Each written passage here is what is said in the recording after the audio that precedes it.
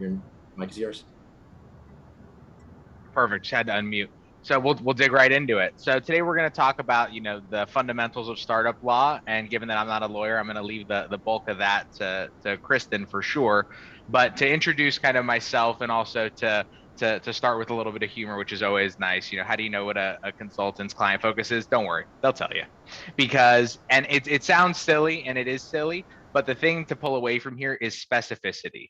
It's clear messaging. It's knowing what value you provide. It's knowing who you're looking for. So it's a joke, but it's also if you can't, right? If you don't know what you're looking for, if you don't know where your money's coming from, if you don't know what your team needs are, or your legal needs are, or your legal resources needs are, the difference between IP and corporate and general counsel and everything else, you can run into some big problems. So high level, who am I? I'm from Arizona, spent some time in New York doing investment banking after graduating from college. I'm pretty active across, a bunch of different communities in the U.S. One of the unfortunate silver linings of COVID was I had a chance to just meet and network with so many great people. So I got to meet a bunch of people from Louisville, where my business partner actually went to high school. I got to meet people from all over the East Coast and West Coast. So it's been a good time. And we, of course, do a bunch of mentorship and advisory and speaking with all these different organizations. So it's definitely fun to be here.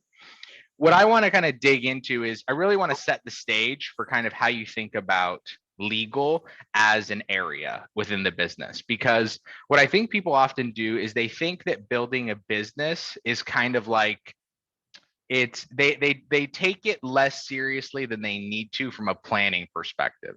And the reason that I say that is building a business is more akin to building a house than it is to building a product, because a product has 100 things that go into its individual thing, and a house has 1,000 things and regulations and different players and different financing and different timelines and issues, and it becomes more of a living breathing entity that has 100 pieces that all move together. So this is kind of why I always like to start with the business model canvas to kind of figure out where you are and where you're going. So if you wanted a 10-second business model canvas, this is kind of it, right? It's your value prop is your product customer fit. So does your product actually fit with the person you want to use it? Product market fit is, are you getting sales, right? That's a sales thing. But does the product really fit with the demand? Are you solving your problem?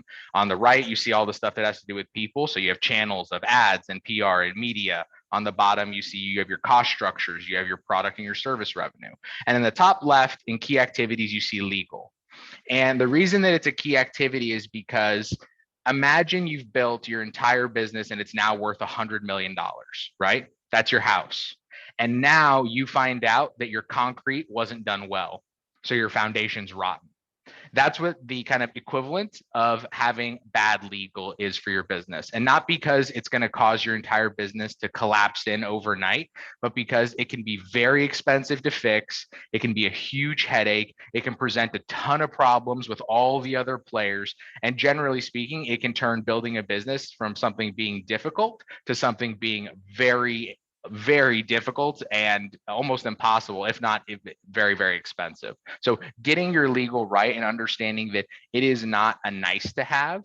There are certain need to haves in the beginning for your minimum level of protection, but having a good lawyer is just saying, how much do you value your business? How much do you care? How much do you think about it? Because if I'm an investor and I look at your business and I ask you, tell me about your legal counsel. Tell me about who's helping you with your contracts, who's helping you with your IP, who's helping you negotiate all of the deals that are taking place as you raise money and do these things.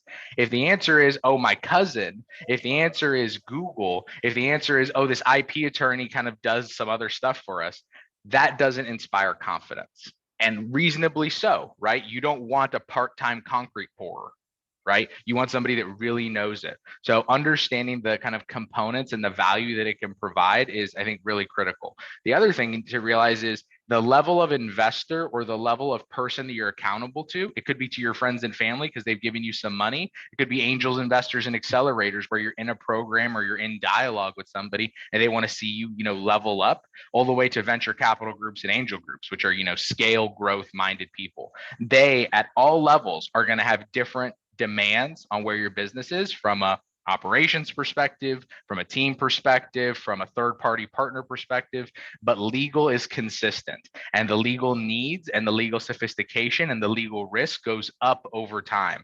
And it's one of those things it goes up over time, and it depends on its prior actions. So if you start weak and then get strong, you're only as strong as your weakest contract, unfortunately, because that's going to be the one where something unfortunately happens. So it's good to understand where you are in the cycle and how much of a priority you need to make to legal. Not if it's a priority. That's really not kind of a discussion. It's just very much a how much of a priority. Is it today, this hour, or is it this week, this month? It has to be in one of those, because if not, you just leave so much out there.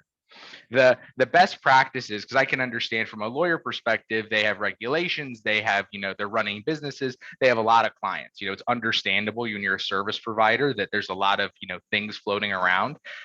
These are three of my biggest and best practices when working with service providers, legally or not. So first is frequent and specific messaging. This doesn't mean message people every day. This does mean you should feel comfortable that you know what's happening.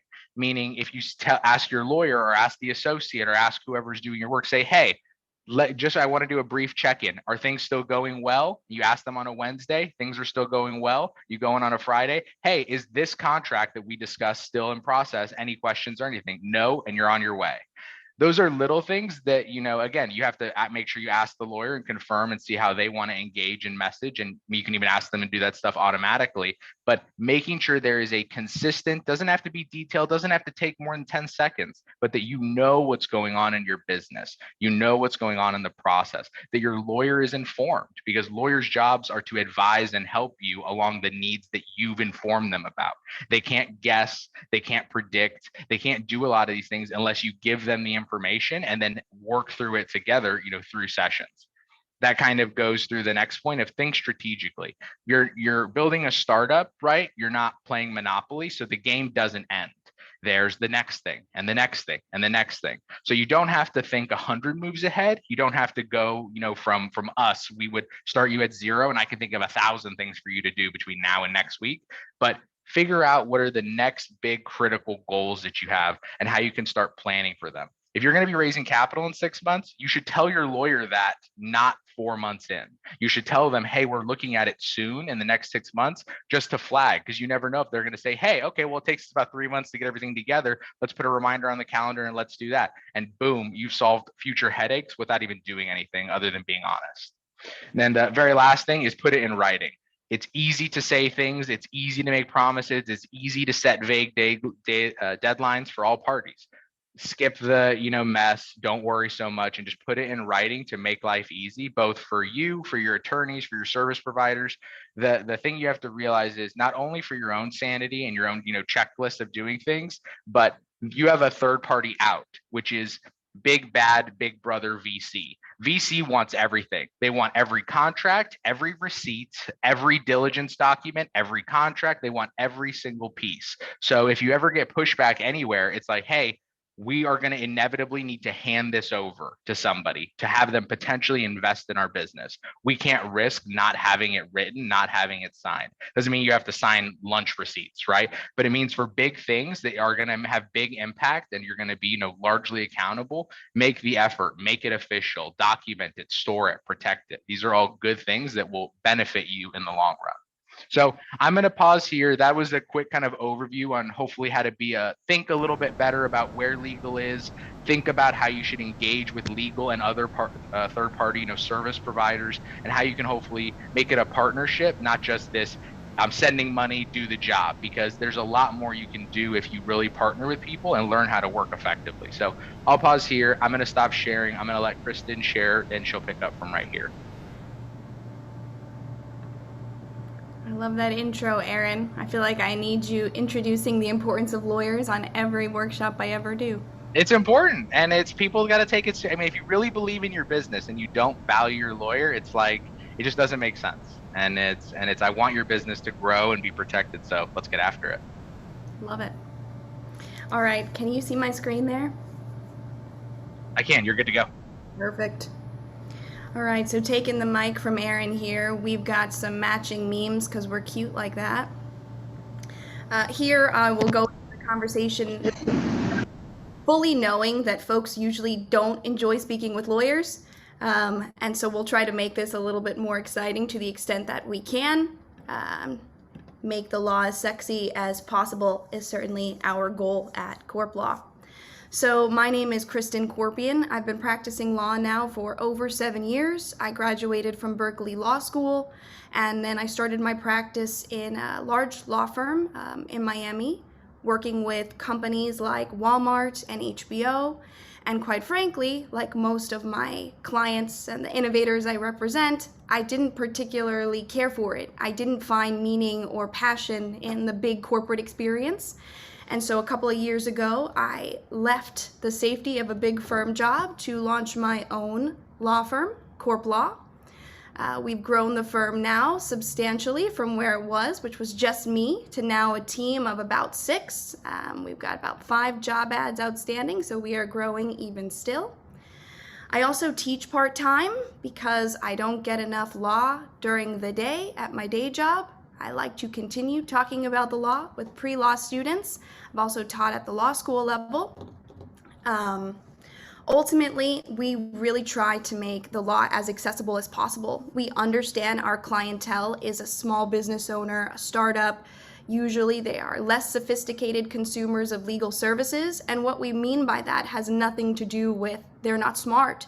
In fact, a lot of the folks we work with are brilliant, but they've never hired a lawyer before. And so we do our best to make sure that they have the information that they need in a way that's palatable and in a way that doesn't feel scary. Really, our focus is innovative companies, startups, young entrepreneurs. I don't think is fair, just innovators in general. I don't think young has anything to do with it, but sometimes our clientele are younger. And we are very much trying to break in and work in the esports industry. We've worked with some developers before, and so that's also an interest of ours, as well as influencers. And so that is me. While I am a lawyer, I have to say, technically, I am not your lawyer. One good thing for you to be aware of as you start working with attorneys is that lawyers are constrained by the bar. Whatever state bar they're a part of dictates how they can advertise and share their services. And so one of the mandates of the bar that I'm a part of, the Florida bar, is that I must make sure that anyone I'm speaking with is aware of the fact that I'm not their attorney and that the representations that I'm making are generic and not specific to you individually. If you have specific questions, then of course you'd want to engage counsel and make sure that they're running an analysis that's custom for you.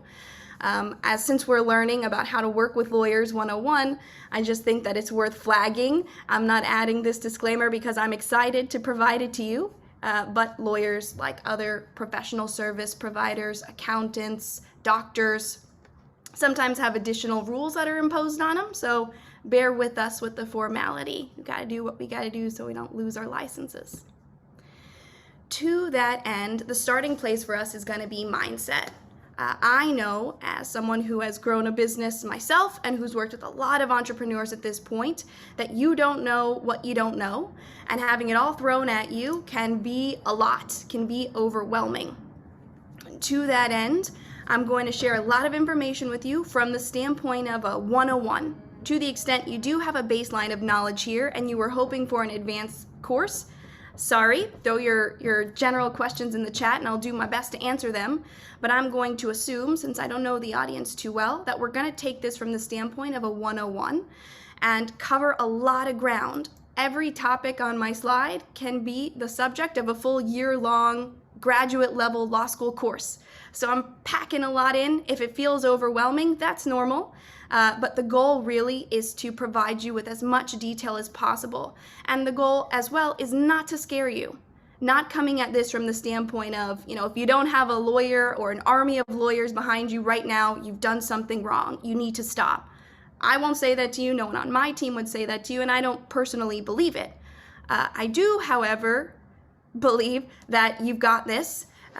You're learning as much as you can, and it is always the responsibility of the entrepreneur, of the founding team, to make sure they have the knowledge they need to ensure the business is successful. And so to that end, we are going to cover 5-ish legal tips that I think are essential for startup owners to be aware of. I say 5-ish because I'm going to try to cover 10 if I can, but I'm never sure with questions and tangents, which I will take responsibility for, how far in I can get. So I will cover as much ground as I possibly can until Mike or Aaron drags me off the stage, and stop me if you have specific questions. Happy to cover them at some point, either in line with the presentation or at the very end. First legal tip is, and I assure you, I will wrap this up to how this becomes a legal tip, but it is essential, we find, in working with our startups and small business owners, is you are the master conductor of your business. To that end, you cannot abdicate responsibility for things like understanding what laws apply to your business, federal law, state law.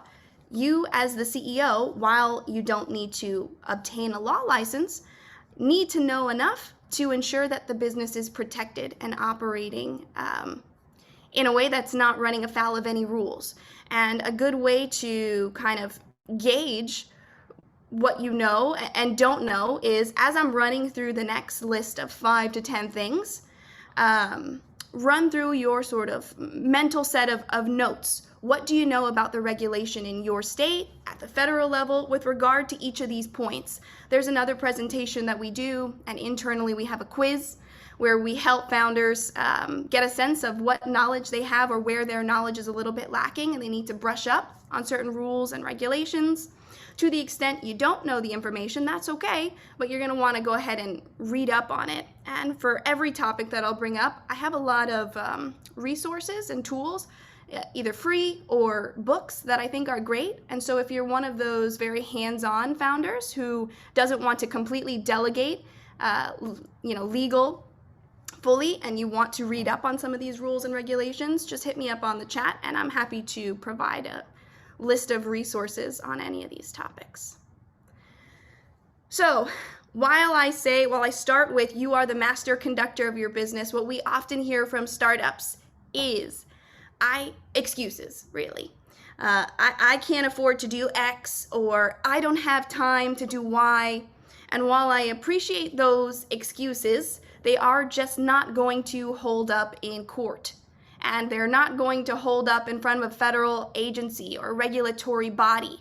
The truth is, and this is tip number 2, there is no startup pass. You don't get to walk into a federal court or any court that I know of and say, sorry for violating all the employment laws, Your Honor, but I'm a startup and I was so busy doing other things, or I didn't have the budget, so I just did whatever I wanted to do, and that's all right.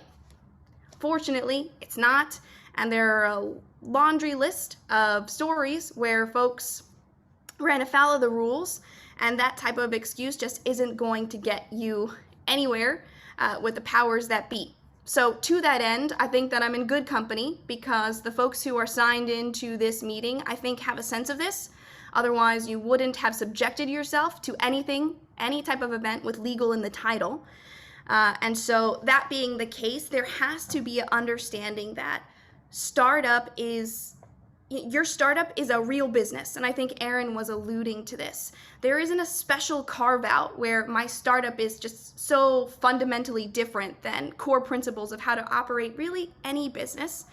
It is true that a startup is a special high growth type of business, which has certain particular considerations that we can categorize and look at.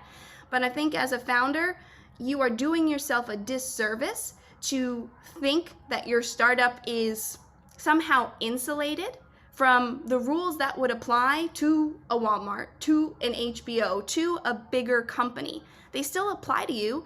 The reality is, it might just be in terms of resources that it's a little bit more difficult for you to comply with those rules.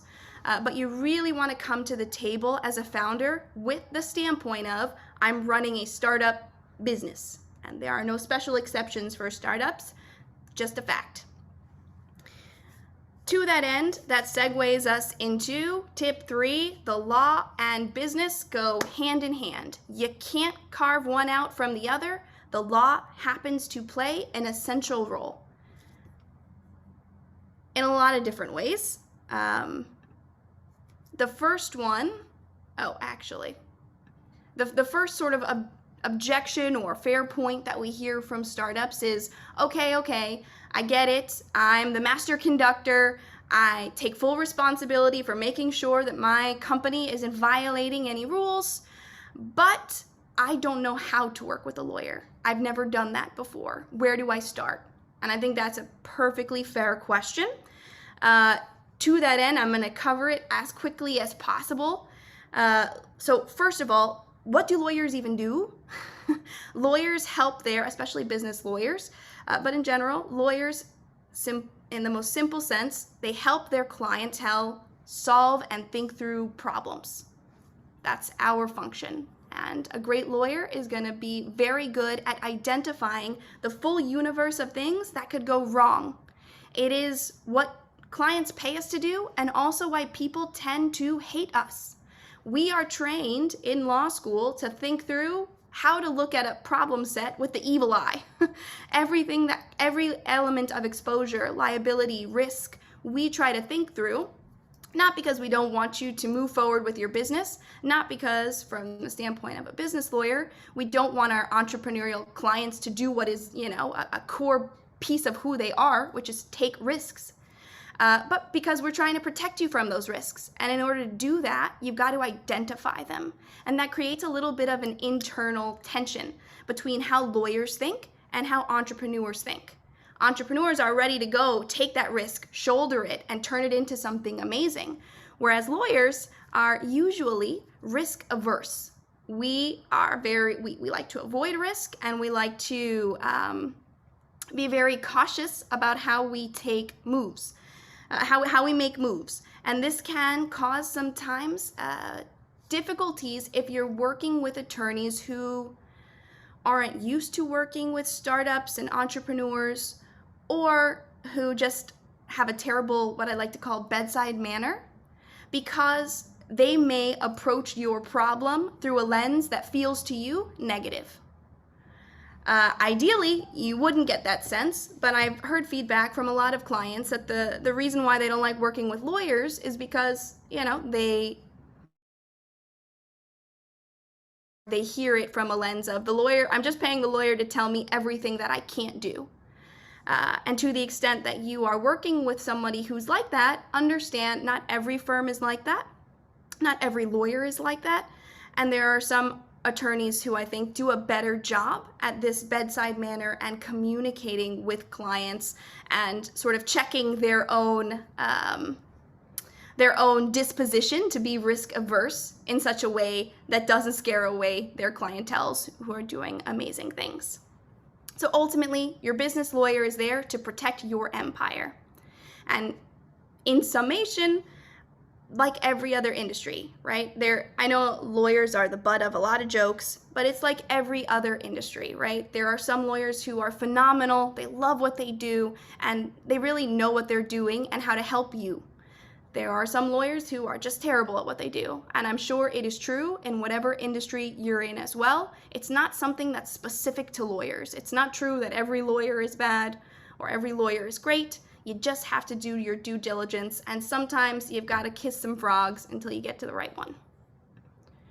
To that end, lawyers, once they get that general knowledge in law school, which is a 3-year process, and then they take the bar, lawyers usually specialize.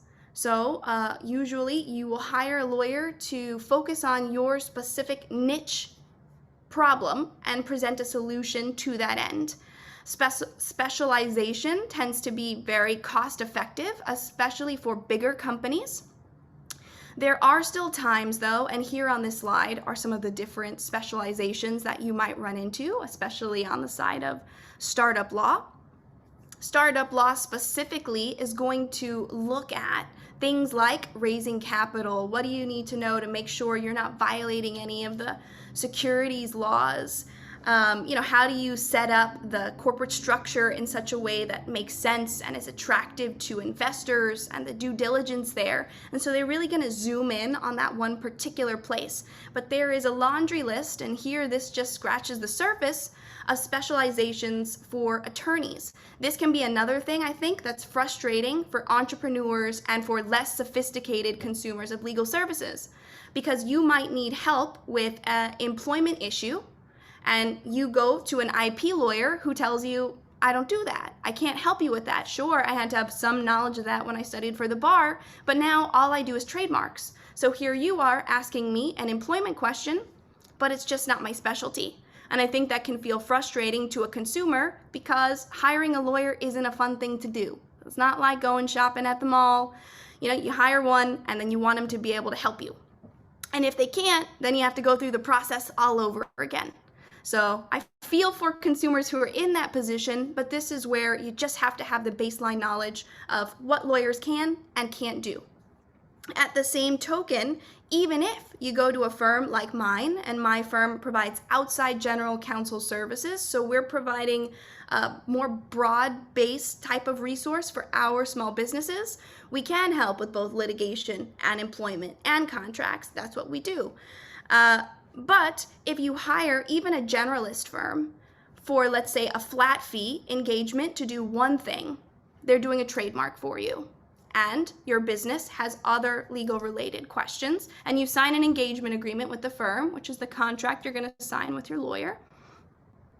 And then you've got the employment law question. Maybe you want to fire someone and you want to know all about severance agreements and you want to make sure you don't get sued. So you call up your lawyer and you're like, hey, I hired you. I've got these questions. If you don't have an engagement agreement in place that allows the lawyer to extend the relationship beyond the trademark, technically they can't really help you. You engage them for one limited thing. Again, this is a place where I've seen consumers get frustrated. You just need help and you need it fast. And so then hearing about the red tape can feel a little bit like a breach of the relationship that you might be building with your legal team. So these are things you want to consider as the founding team, as you put together that kind of advisory board of folks that you're going to go to when you've got these essential questions. There is certainly a place for the specialist, but there is also a place and a little bit more maneuvering that you can do with the generalist on your side. So knowing the difference and even just understanding the list of areas where a different type of lawyer would be needed is a really good starting point. So at this point, I've shared a lot of information, and usually what I start to hear from folks, I can't see all your faces, but usually I'm getting, the zoned out. I'll worry about this after I have money. This is not a good way to think about legal for all the reasons that I'm going to say. I find it a disservice for any startup to be singularly focused on raising capital, chicken or egg style, thinking, well, we'll just ensure we're compliant with, with the law and we're running a solid business a year from now, 6 months from now. And so if that's what you're thinking, don't. You want to make sure, tip number 4, that you're building on top of a solid foundation. Better than solid foundation is a custom foundation. I talk to a lot of startup founders. Usually what I hear is, I read this Google article. It told me that I should register my entity in Delaware because investors like that, so that's what I'm going to do.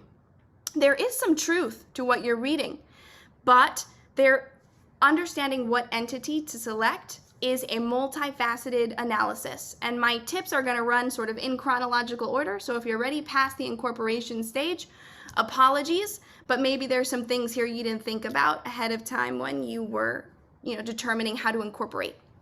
So I'm all for incorporation. You absolutely should do it. It's a way to insulate you and your personal assets, kind of create what is called a limited liability shield around your business and what you're doing. It's really important. And if you don't do it, then by default, you'll be considered a sole proprietor. So you want to incorporate, but then the question becomes what entity do you choose to incorporate as, and what state do you decide to incorporate and register the entity in? Understand as you're making this determination that there's a process and a strategy that rolls into determining the correct entity for you and for your needs. There is not a one-size-fits-all approach, and I don't recommend thinking of it that way. There are certainly elements of incorporating an entity that are perfectly fine to take a DIY approach on. For example, Florida Sunbiz makes it very easy through their forms online to register an entity. So I wouldn't usually advocate paying somebody to do that for you when it's so easy for you to just do yourself. Most states have a similar system through their division of corporations to register an entity. But because it's so easy and so accessible, and there is so much generic information online, it might feel like, well, this is simple. I've got this in the bag. I'm just going to go ahead and register my entity and that's it. That's not it. More goes into it. Really, when done correctly, determining what entity is appropriate for you is a multifaceted analysis that should include your legal team, your tax advisors, and whoever is in charge of sort of business operations, so your founding team. And they should be thinking through what are the tax implications of your entity selection. That's big. And that's a place where lawyers, even tax lawyers, really aren't going to opine for you. Usually what we're going to say is, can we talk to your financial advisors, your CPA, and get a sense for you ahead of time of what your tax liability is going to be if we decide to register as an LLC versus a C Corp, if we make an S election with the IRS. Your lawyer isn't going to run that financial analysis for you. Your accountant is going to do that. And so you want to think through that strategically ahead of time before selecting the entity.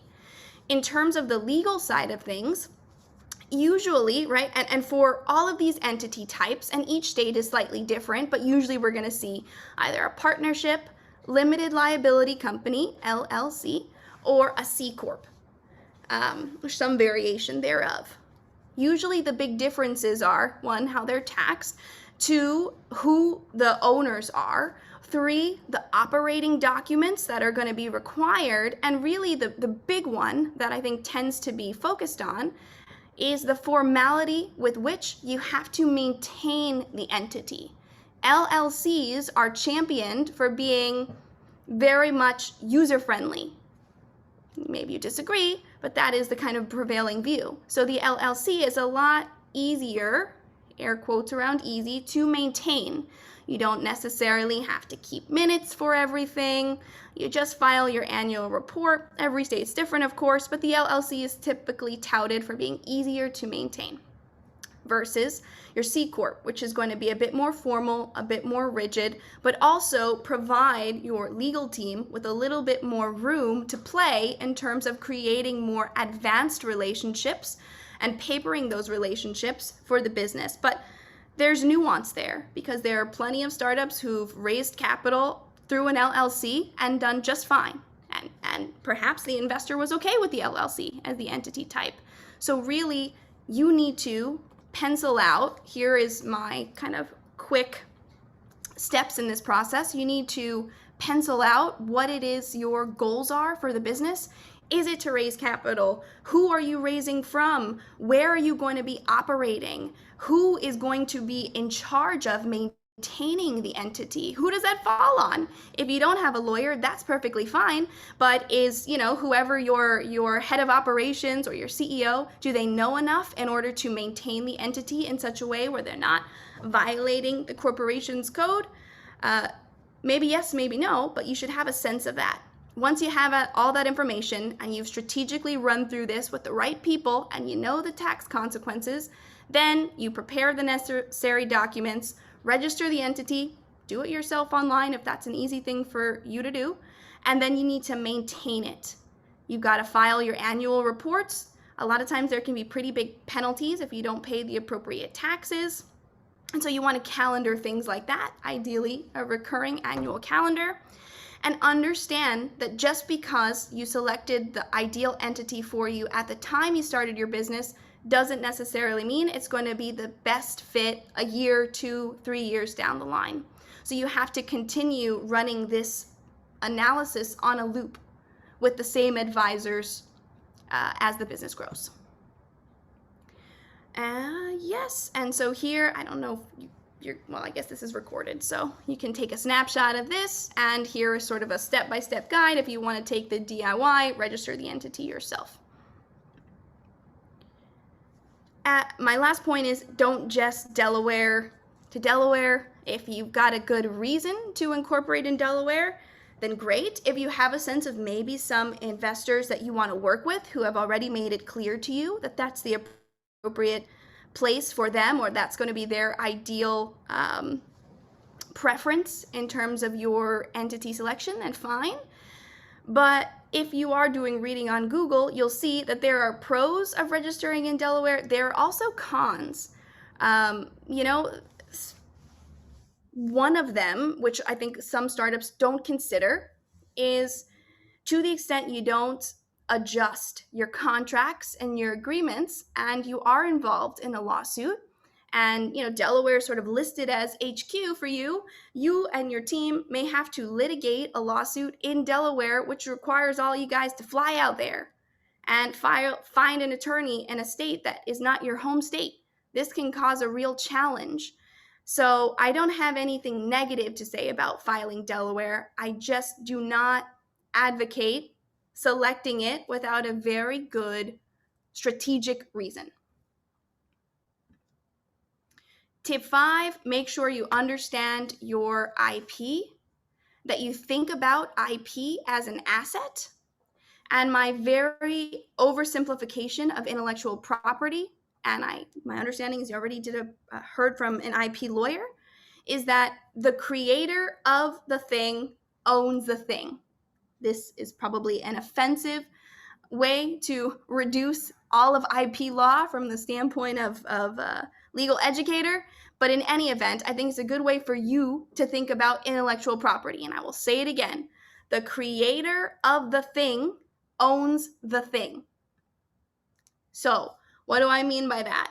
If you're hiring somebody, let's say, to take photographs at an event for you, who owns the photographs? You or the photographer? The answer is the photographer, unless they have transferred their rights to you in some way. Usually that way is a contract, a work for hire agreement.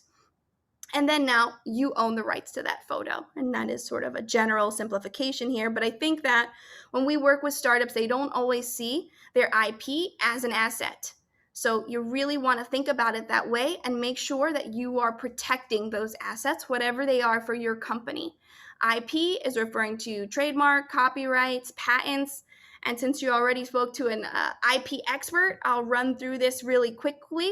When we're thinking about trademarks, it's their logo. Think about the Nike swoosh, or a specific type of logo or set of sounds that you often hear, a phrasing that might go along with your specific brand. We're thinking about copyright. Good example is copywriting your protections over authorship, over a book that maybe you wrote. We're talking about patents. Think about an invention, something you created, a custom algorithm, something like that. And whatever IP assets you have for your company, just make sure that you have it planned how you intend to protect them, and you understand what goes into that.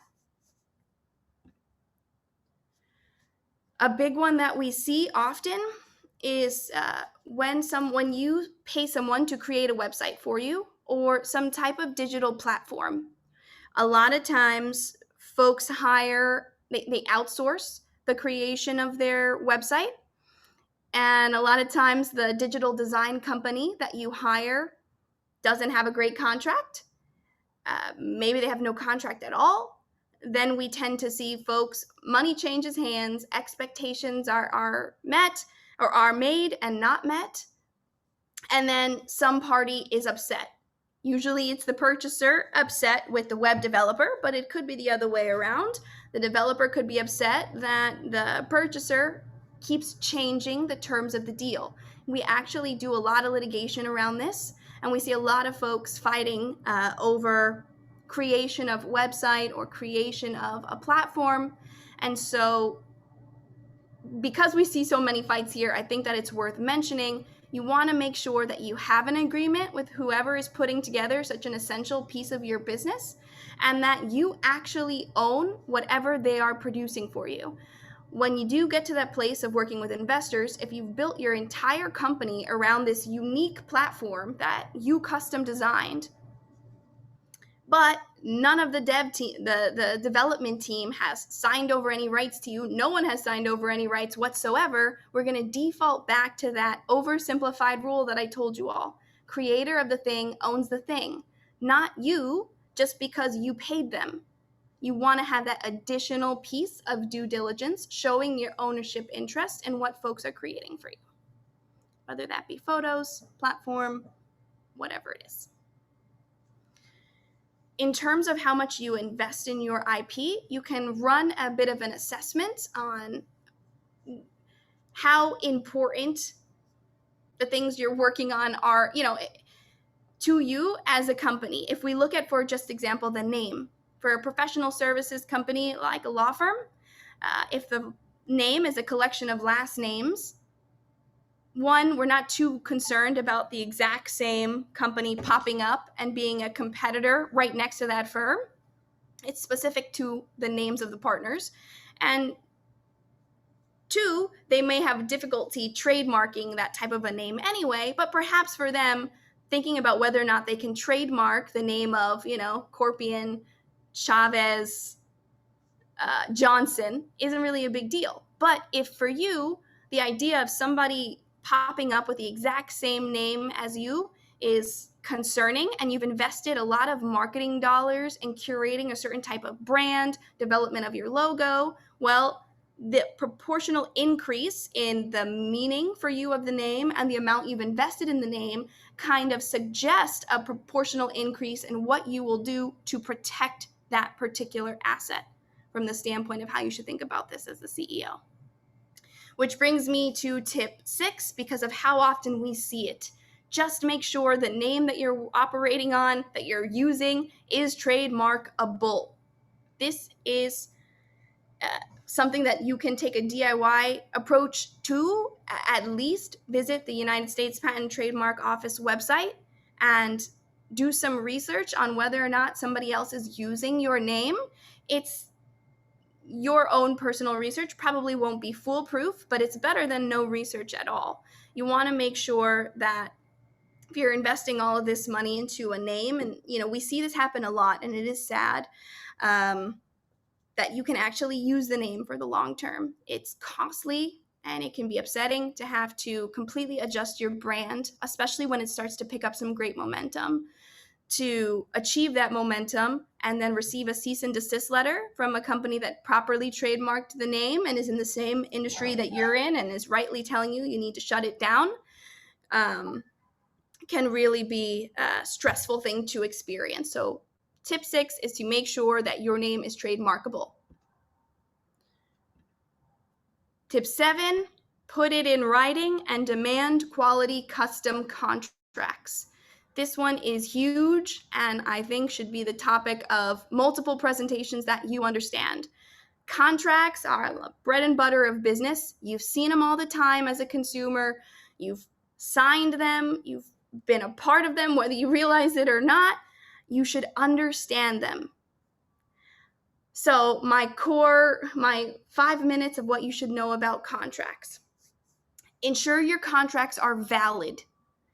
For a contract to be legally valid, there are certain terms that you learn. There has to be essential elements: offer, acceptance, consideration.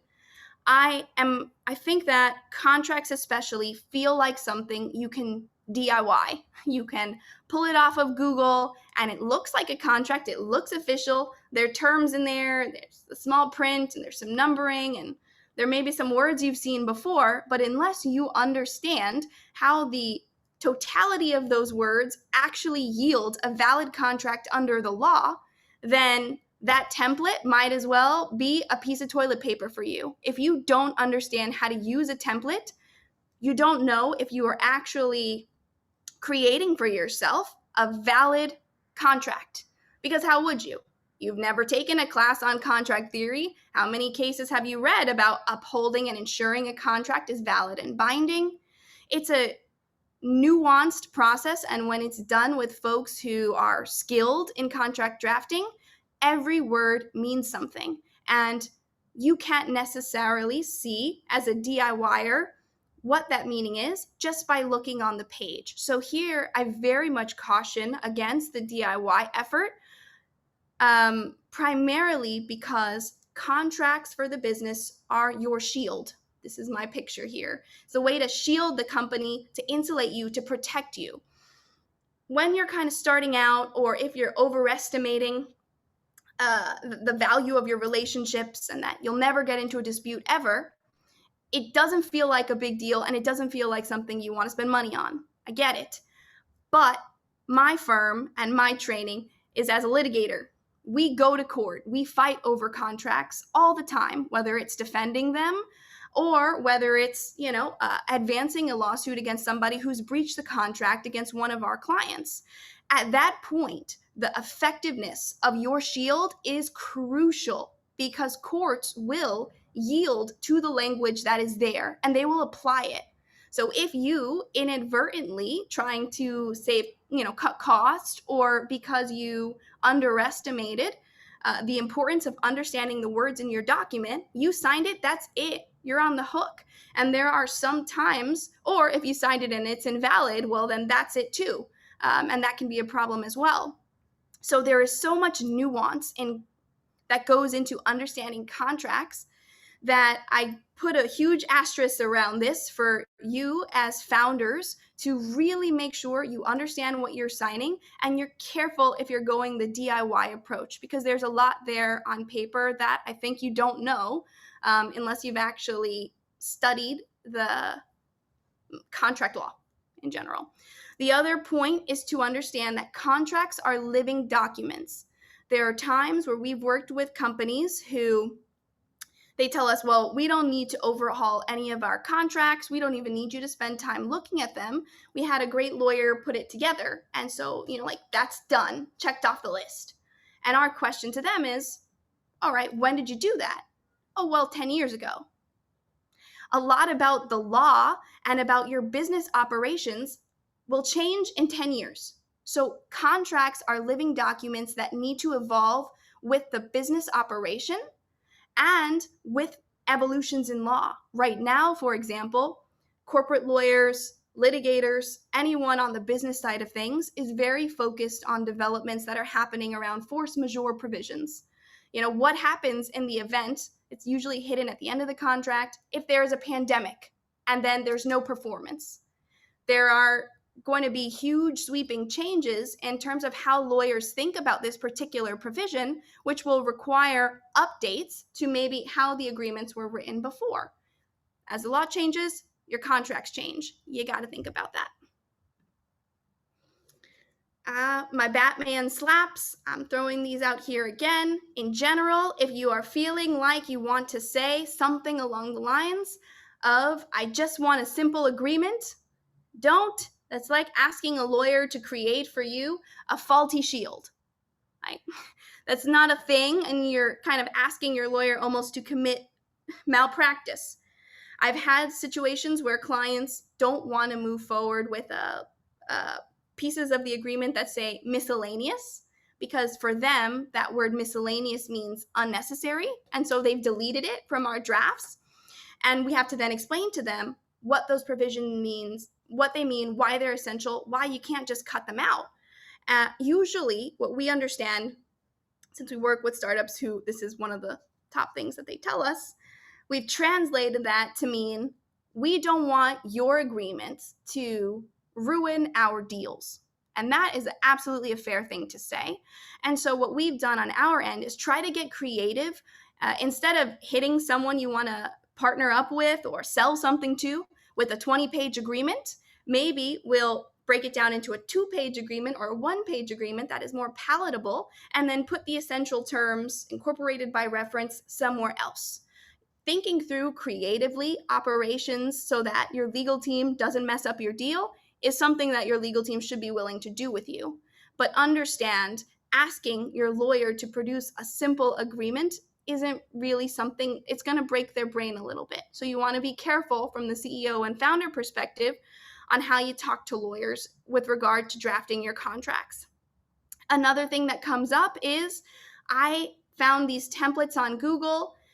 Can we just save money by giving you the template and then you just look it over. So, this should take less than 30 minutes and I'm done. I have a contract.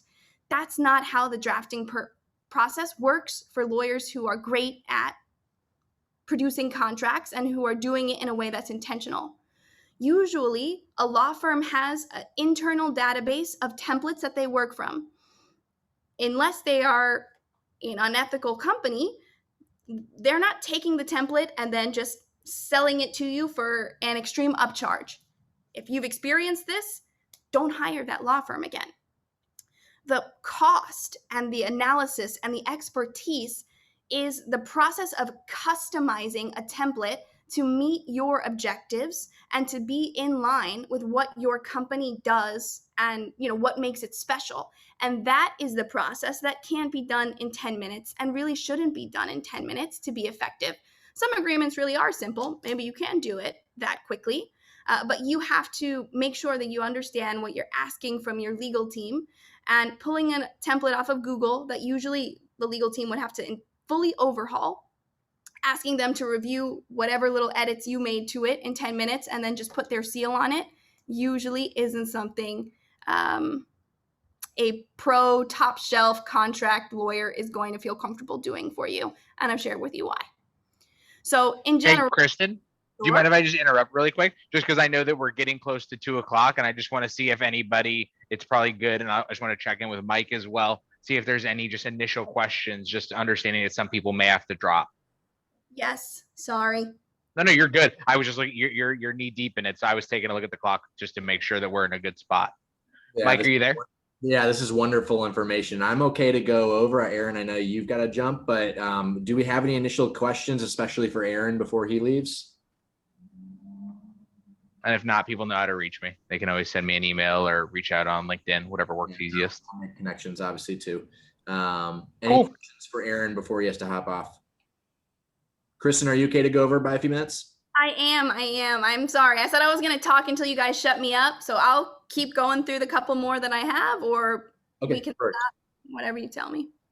Okay. Aaron, it looks like there's no questions at the moment, but I will connect you if there's— Absolutely. Yeah, let's continue for a few more, and I'll just hop off quietly. Perfect. All right. I'm making sure I've gone through all of my top things that we hear from folks. The last one I'll mention is saying that you don't need a contract because you are extremely confident that you'll never be sued. This is not something you can guarantee for yourself, and it is usually a trend to overestimate your relationships with others. Some of the absolute worst disagreements that I've seen are disagreements between family members. I don't particularly like to get involved in them myself. Right now, we're dealing with two sisters who partnered, and they received money from their mom, and now they're fighting in litigation over a pretty impressive company that they built. There was really no agreements, no formalization, and so assuming that you will never need a contract because you're working with a family member or a friend is really not an ideal assumption to make. And I would hate for you to be in a situation where that assumption has to be challenged, and there's no document there serving as your protection. And in general, you want to rewrite your mindset about contracts. When somebody gives me a contract, I'm not offended. In fairness, I'm a lawyer and I like contracts. I'm thinking, you're trying to be transparent with me about the terms of this deal. So I'm going to read it. And if I sign it, then that means that I agree to those terms. I think that a more mature entrepreneur is comfortable with contracts and spelling out the terms of a deal because we want to make sure that both sides are on the same page with the essential elements of that deal. And how can you do that if they're not codified, if they're not written out, if they're not understood?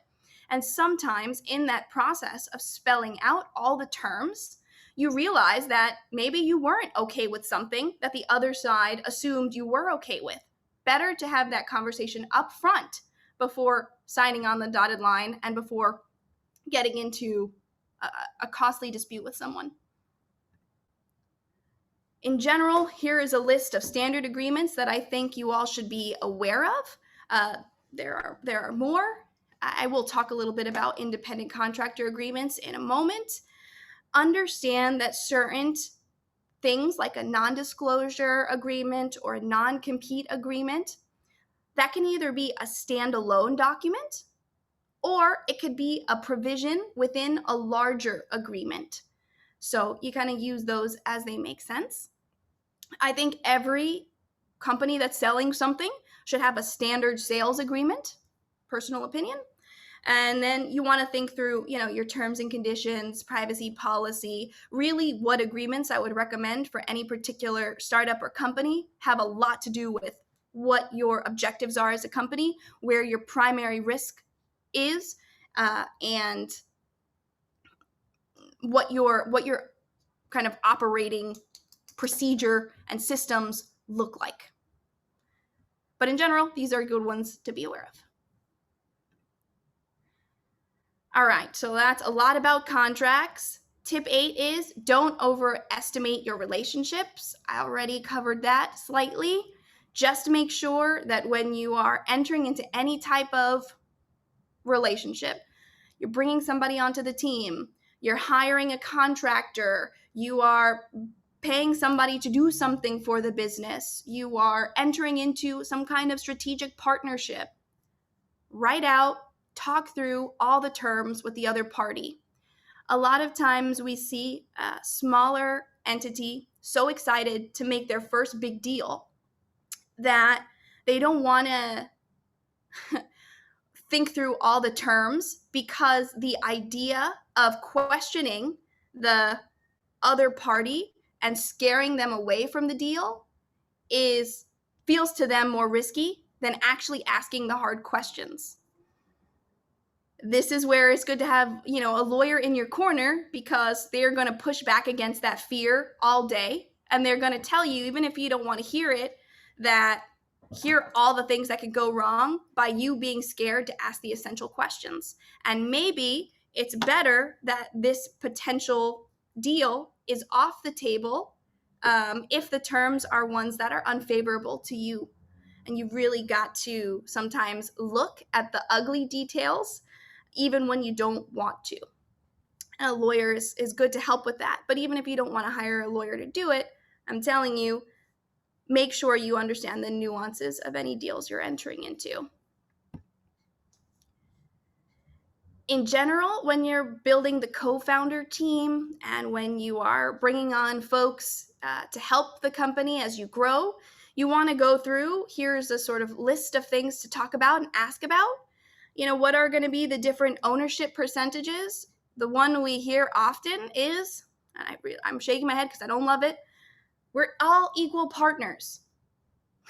What does that mean? And what capital was, invested initially? And are you all, if you have a $10, Gmail account and there's two of you, are each of you paying $5 a month? Who's keeping track of all the costs? Who's paying for what?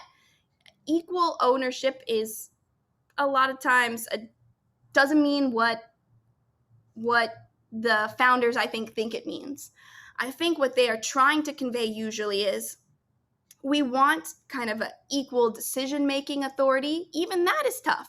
What if you got a big decision that needs to be made and the other co-founder is out of town or MIA or doesn't make decisions well? They have major decision fatigue, which can be a big thing to deal with as a co-founder.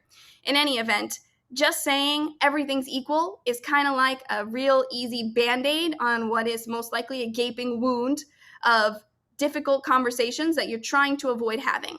So to be real with you, what you need to do is sit down and talk with your co-founder, whoever it is you're working with, about all the difficult details. Even what happens if one of us wants to leave the company? What happens if we disagree? If there's two of us and it's equal and you want one thing and I want something else, then what happens? Better for you to determine that before issues arise so that you know what's gonna happen from there. Tip 9, and this is a huge one. Guess what? Employment law applies to you and your startup business. This I find a lot of startups don't understand. And there's so much here, and I know we're over time, but I will cover the big takeaways as quickly as I possibly can. Understand the difference between an independent contractor and an employee. There's different regulations that's going to apply to all of these, But understand that just calling someone an independent contractor doesn't mean that the IRS or other federal agencies are going to agree with your assessment.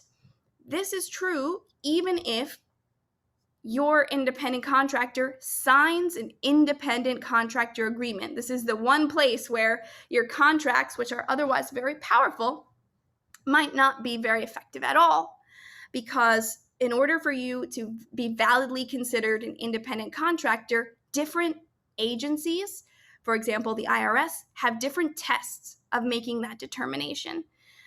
So you really want to be careful. I understand the draw to an independent contractor. Maybe you like not taking on the associated taxes and kind of passing that along. I understand the draw, but the risk is also extremely high here, to the extent an agency like the IRS comes in, reclassifies your independent contractors as employees. This can come along with some extreme penalties for the business, including you having to go back and pay them as if they were employees for a period of time. These costs can maybe bankrupt your company. So you don't want to get this analysis wrong, and you just affirmatively saying I'm working with an independent contractor isn't enough. It's also not enough if they're okay with it. So if I say, I want you to hire me as an independent contractor, I'm okay with it, I won't sue you. Maybe that's true, and I never will. That's not going to stop the IRS. Very little, if anything, can stop the IRS. So make sure that you are classifying your staff appropriately. That's a big one. Make sure you've got those work for hire agreements. That one we covered. And for working with team members, the state and federal law around employees is still going to apply for you. So things like minimum wage laws can really be something that get startups in trouble, because maybe you've got folks who are all really excited about what you're doing and they want to moonlight with your company and work for you for free. And so this is great from the standpoint of a founder, because you're like, hey, I've got free help. But to the extent that you are violating any state or federal rules, it might not matter at all that the person was willing to work for free. So you really want to be careful there about who you're working with and understanding all of the associated rules.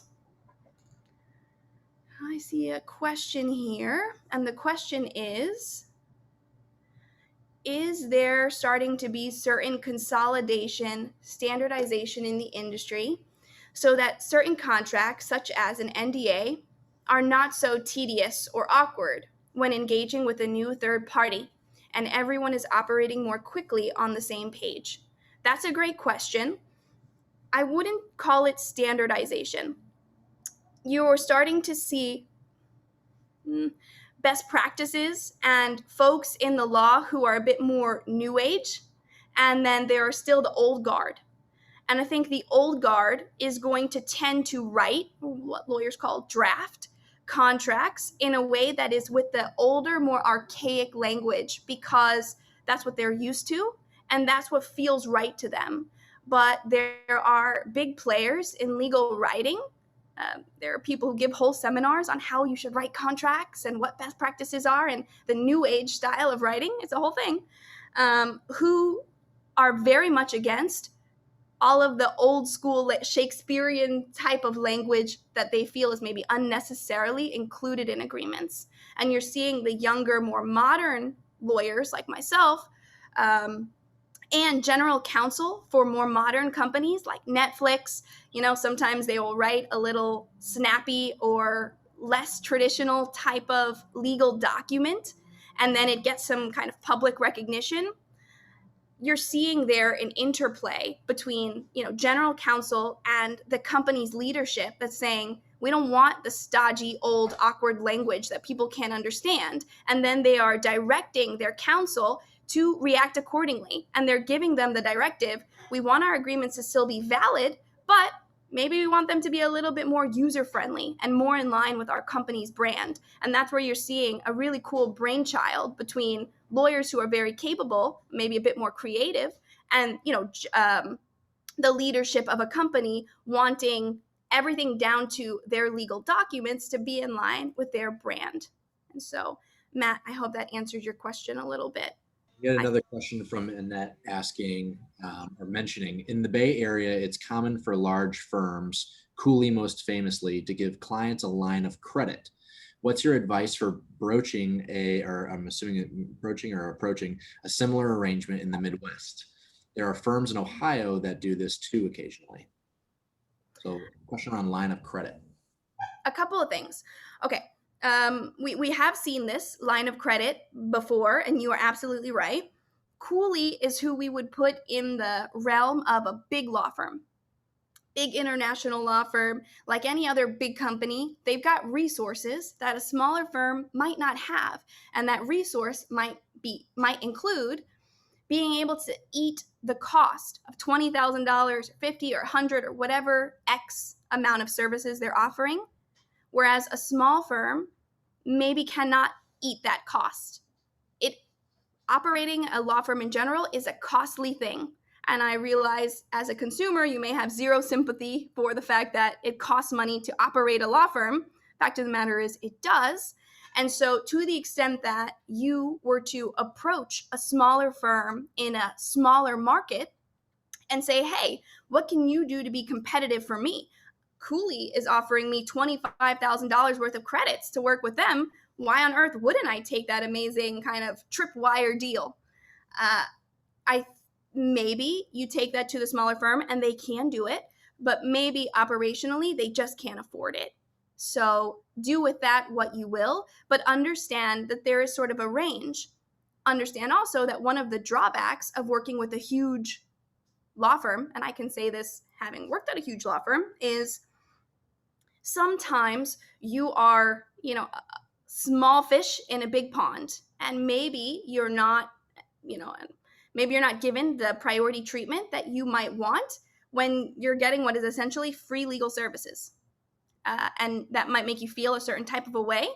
Maybe I'm wrong, but that's certainly a possibility, because think about it. At the firms that I was working at, some of the partners were charging upwards of $1,000 an hour or more. And so to the extent that you're paying $0 and this other person is paying $1,000 an hour, who do you think is going to get priority in the pipeline? I mean, logic kind of dictates probably them. Whereas maybe if you pay a small firm rate, for them, you might be like a huge client and you really are their priority. And so maybe you get a different type of experience. Truly, hiring a law firm is not one size fit all. There are stereotypes, some of which I've just shared with you, and then there is your unique experience. So while the credits are attractive from a financial standpoint, understand that when we're billing out at $1,000 an hour, maybe $25,000 in credits or $20,000 in credits doesn't actually get you that far. And I think that it is very difficult for smaller firms to compete with that. And to the extent they tell you no, understand it might not be because they don't want to work with you. It might just be because they honestly can't. But in general, the credits aren't necessarily a bad thing. And if you can get some free credits to work with the big firm and you have a great experience with them, then, do what makes sense for your company. Yeah, those are really great points, Kristen. Point well taken on the expenses of operating a firm. My best friend is in employment law locally, and she just opened her own firm. So that's a constant discussion she and I are having as she's become an entrepreneur.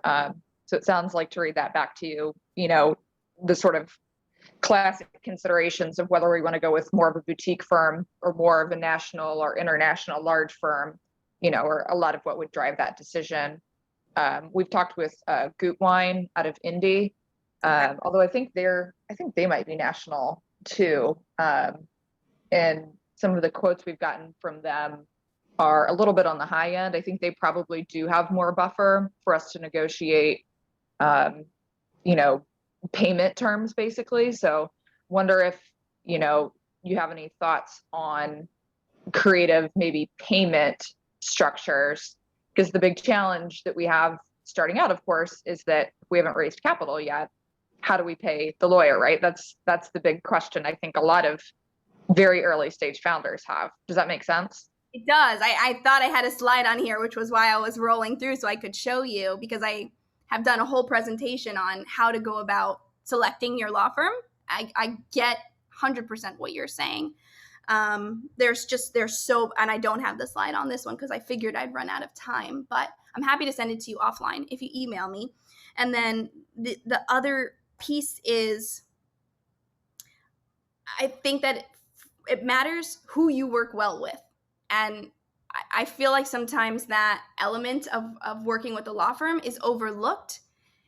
I think it also is worth noting you can change counsel. The consumer has a lot of power in who they work with. So if you go with Cooley, unless their agreement says something else, which would be strange, and you get your free credits, and maybe it's not the experience you want, or you can no longer afford their hourly rates because they're top of market, then you switch over to different counsel. So maybe you try to kiss some different frogs to see where your prince or princess is going to be. But I understand that hiring legal is it feels like a net negative on the books, and that like you're pumping money into it, but it's not actually giving you like a recognizable return immediately. So yeah, I appreciate what you're saying. But I think that there are certain fringe benefits that can come along with hiring different firms as well. And it's not always the case that only big firms will get you those fringe benefits in terms of connections to investors, in terms of opening certain doors for you that maybe you wouldn't have otherwise been able to open. And that would be a benefit that firm might provide to you as their client. So you'd want to think through that as well. Yeah, that's a great point too. Thank you for sharing your thoughts on all that. Yeah, my pleasure. Great question. All right, I had my last tip here.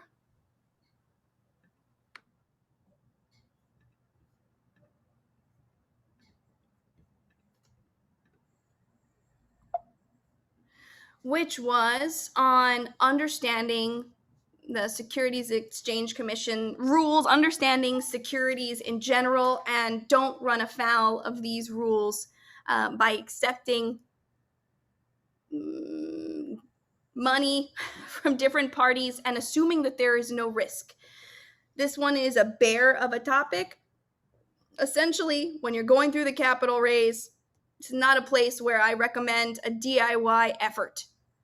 Understand all of the rules.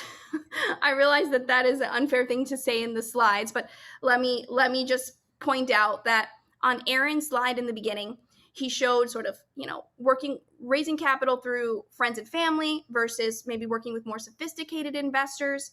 In general, the way that lawyers kind of think through this analysis from a risk standpoint is that working with family and friends is lower risk because it is less likely that they are to sue you. And working with a more sophisticated investor or group is higher risk. That's the way lawyers usually look at it. But it doesn't always play out that way. And some of the worst disputes that we have seen are ones that are, between family members because folks don't know what they're doing. Maybe, we have one right now. An uncle gave like $100,000 investment. It was never papered. How the money was going to be returned, when no elements of the deal were flushed out, and then the money was never paid back, and the uncle was upset. And so I don't personally agree that there is no risk when you're kind of receiving funding from friends and family, but the prevailing view is that it's less risky that way. And so maybe you might want to try the DIY approach there. But in general, it just makes me uncomfortable. I would much prefer you work with an experienced lawyer who understands securities law and is going to make sure that you don't violate any rules, state specific or at the federal level, as you are going through the capital raise process. So here, I really would not recommend the DIY approach because the penalties can be not only financial, but criminal in nature. So just want to put a lot of caution around the capital raise process. Okay, I have more tips, but I know we're well past time here, Mike. So you're free to keep going because because it's recording, it'll be important to have on the website for people to check in later. So feel free to keep going as long as you have time. If people want to drop off, they're welcome to. But yeah, this would be great information still for people to watch later. All right, perfect. Well, my second to last tip is understand the dispute resolution spectrum. Disputes happen, normalize it. Better yet, expect it at some point. The more mature you become as an entrepreneur, I think the more this will be true for you. Of course, we don't want to be involved in lawsuits. It's expensive, and we don't want to assume that our relationships will devolve into a fight. I don't think that it's good to go into any deal with that negative mindset. But in general, we should normalize that this is a part of the process. People disagree. It's going to happen. And so as a founder, the better and more educated you are about what happens when a relationship devolves, the less scary it will be for you. And so, again, lawyers' spectrums, we think about disputes on a spectrum. I'll call it the alternative dispute resolution spectrum, where negotiation is going to be at the lowest end of the spectrum and litigation is going to be at the highest, most expensive, most involved end of the spectrum. Negotiation is going to be the way in which both parties resolve the dispute, usually low cost, between themselves, or you might pull in a third party to negotiate for you. It's usually considered, the cheapest, fastest option. Oftentimes, negotiation is overlooked. Sometimes because the parties don't want to talk to each other, they're disagreeing, and so that would be weird. But in general, you want to keep it in the toolkit of awareness because it tends to be the cheapest option, which is important because economics start to affect how you think about disputes as a business. A step above from that is mediation, which is a little bit more formal and costs a little bit more. You pay a third-party mediator. Usually that mediator is a retired judge, but not always, to step in and help you to think through the dispute and ideally to come to a resolution. This is usually done at a conference room somewhere. The parties come together. There's usually some opening statements. It's kind of informal. There's not always opening statements, but both parties say what they want. And then you kind of break out into what is called caucuses. And then the mediator bounces back and forth and tries to come to agreement that both parties can live with to settle the dispute and get it off our plates. To kind of put this into perspective, maybe a mediator cost you for a day of mediation $500 to $1,500, depending on the mediator, depending on the market. If you're able to come to a resolution for $500, maybe that's a lot better than $50,000 in a couple year, long protracted legal battle. So mediation is something that is worth considering, and you need to understand what it is and how it differs from the next one on my list, which is arbitration. That is, again, a step up. Arbitration is like a formalized, what's a good way to put it? An informal version of the trial process that is also very formal. A panel of arbitrators, usually retired judges, but not always, will sit in to hear the dispute. It is formal in that it is going to be governed by a particular set of rules.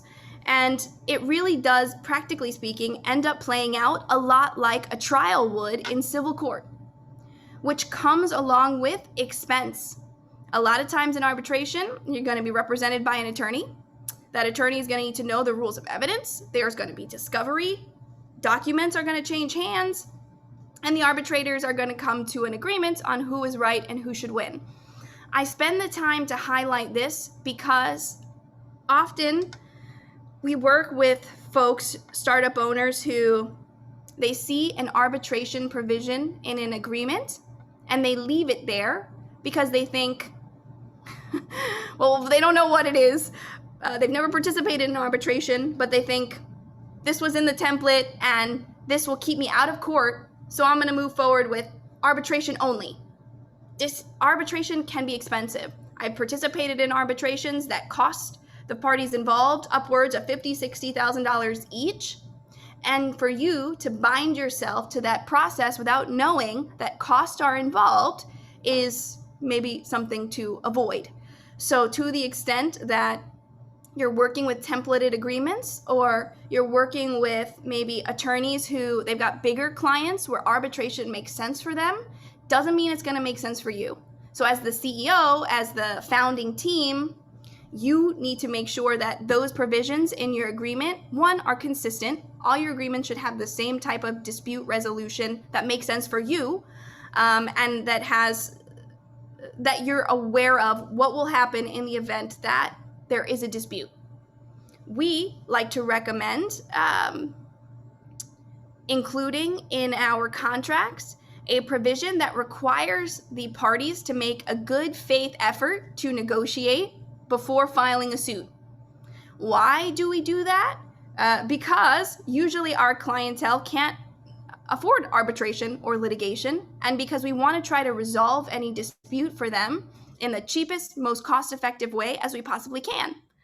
So there is some creativity and intentionality behind what we've included in our dispute resolution provisions that are specific to our clientele. Whereas a huge company, like Target or what have you, pushing a dispute into the arbitration process allows them to control their costs. But there are still costs. So make sure you understand the spectrum. And of course, litigation is at the highest end of the spectrum. Understand the role that settlement agreements, severance agreements, releases, waivers, disclaimers play in insulating your company. In general, you always want to think through disputes are costly, and you want to try to keep costs down and have a very clear sense of what the process is going to be for you as a company in the event of a dispute. You also want to make sure you understand the ramifications that you select and the applicable law. We see this all the time with companies entering into agreements with, let's say it's a web developer, and the developer is in New York and you are in, California. You sign their agreement, and so their agreement requires you to litigate the dispute based off of, let's say, New York law, and there in New York. Maybe you don't know anybody in New York. Maybe it's extremely expensive for you. Maybe the law would have been more favorable for you in California. Anyway, you want to think through those things as you are creating that sort of contractual protection for your company. And usually the person, that this would fall to in a small team is going to be your founder, your exec team, really thinking through what's going to happen in the event of dispute. Hopefully it never does. So a little homework there for you is think through what you would do in the event of an external dispute. Look through and make sure you've got a folder with all of your contracts that you've signed, and maybe, highlight those details, and then internally start sketching out what process you think would make sense to you. And then make sure that that process is reflected in all of your agreements.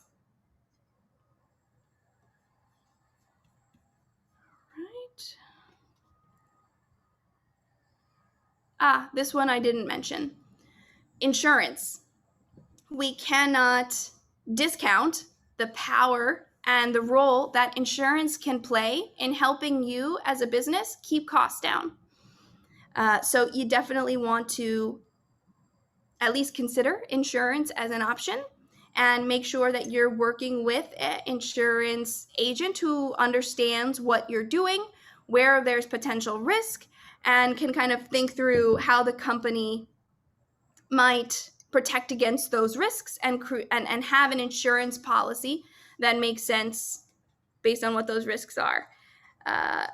Note that insurance agreements are contracts like anything else. To the extent you are working with an insurance carrier and they send you just like a 2-page bullet points highlighting the essential elements of the insurance contract, that's not actually your insurance contract. So make sure you have copies of the agreements and that you understand the difference between the marketing material that might come along from an insurance carrier and the actual contract itself. So insurance can help you to kind of insulate in the event of a dispute or the event, something kind of goes wrong with your business. And each specific industry might think through what insurance is most effective a little bit differently. Lastly, my advice is be careful with the magic pill. I doubt that there is any kind of magic pill or magic solution in your industry. The same is true of my industry. What do I mean by the magic pill? To the extent you are seeing deals that sound too good to be true, they very well might be too good to be true. So if you are seeing legal services for $10 an hour, maybe that is something that's happening, but usually if you look in the terms and conditions, you will find that the service providers are maybe charging you not for legal services, but a lot of times just to connect you with an attorney who will then charge you their normal hourly rate. And that can be a frustrating thing for consumers who maybe thought they were purchasing legal services for $99.99 a month. Really, all you were buying into was access to a list of lawyers, which you can easily obtain through other means. So to the extent you find a great deal, I'm not saying don't take advantage of it, but be wary of the magic pill. Legal services cost money to produce. And when somebody is suggesting that they've found a way to cut out all those costs and give you an exceptional deal and the same type of quality services that other providers do, just be suspicious of it. It would be like somebody selling you an all-you-can-eat buffet and telling you that it's going to cost you, $1. Well, it costs a lot more money than that to produce. And if they keep selling it at $1, the chances of it continuing and not going under as a business are very, very unlikely. So be suspicious of the magic pill and make sure you know what you're purchasing. At this point, I am sure your eyes are glazing over with information. To that end, I am sorry, but I hope that this added value for you and was helpful. I remain happy to answer any additional questions, to chat with you offline. You can check out our website at www.corplaw.us. And to the extent that all this information is feeling overwhelming, I remind you, you've got this. There are so many resources out there. And kudos to you for investing in yourself and your business, for spending time listening to the least sexy type of entrepreneur and the least sexy type of industry, which is the law. So I wish you all the best of luck. Thank you, Kristen. Quick question from me. Annette started to bring it up. And you just mentioned it towards the end, but what should a startup be looking for in terms of hourly rates? Should they be looking into alternative types of payment or payment terms for their legal representation? And obviously it varies from location. You're in Florida, we're in Kentucky, cost of living is different. What is that range we should be looking for as a startup? Yeah, so you're absolutely right that the market is going to provide sort of different numbers on what you should expect. But if I were to maybe lump in all the markets, I'd say you could expect to see anywhere from $100 an hour to $1,000 or more an hour. Usually when you're going to be paying on that very high end, you're hiring a big firm. So partially what you're paying for is brand and name recognition, and sometimes just a letter on the letterhead from one of these huge firms is powerful in and of itself. So that kind of rolls into what you're paying there. You're also paying for their experience, their expertise, their background and pedigree, which for lawyers kind of rolls into a lot of what's considered, your best white shoe lawyers, and maybe not so much. But to the extent you're not on that higher end, you're going to see a wide range on the lower end that's going to be confusing from a business standpoint of how to make sense of. I'll tell you that part of the reason why that is law school does not teach lawyers how to run a business at all. Lawyers tend to be great on production line. We can, handle the legal services all day.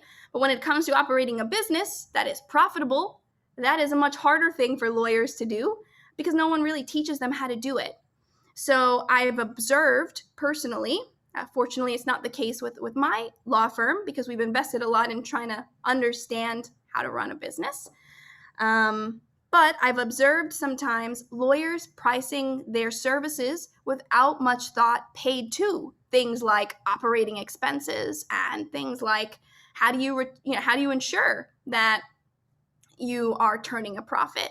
So there are times when a small law firm who is maybe just trying to get in clients and who isn't thinking about the raw numbers in a way that's meaningful and strategic might just say, screw it, I want to outcompete my closest competitor, and I know that they're charging $250 an hour, so I'm just going to charge $50 an hour because I'm going to get in clients that way. A lot of times when law firms are not intentional about those numbers, ultimately the law firm will go under because those numbers are still real, even if you discount them. But in general, for startups and small business, I think that $250 an hour, $350 an hour is on average what you're going to see for a quality small firm running a well-run business as well as a well-run law firm. And there might be some fluctuation on that depending on the market. So sorry, Michael, but that was a long answer. No problem. Any other questions we have for Kristen? Feel free to unmute yourself as well.